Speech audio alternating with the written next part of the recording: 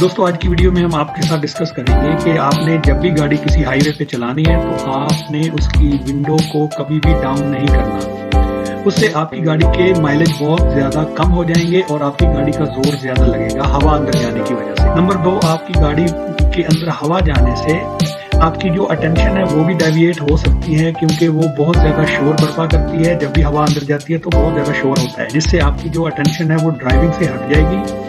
आसपास की आवाजें और दूसरी गाड़ियों के हॉर्न वगैरह वो आपको नहीं सुनेंगे, जिसकी वजह से एक्सीडेंट होने का खतरा है। नंबर 3, जो जितनी भी डस्ट और फ्यूम जो रोड के ऊपर होती है उसमें आपकी गाड़ी के अंदर आ सकती है और जो आपकी सेहत को भी डैमेज कर सकती है।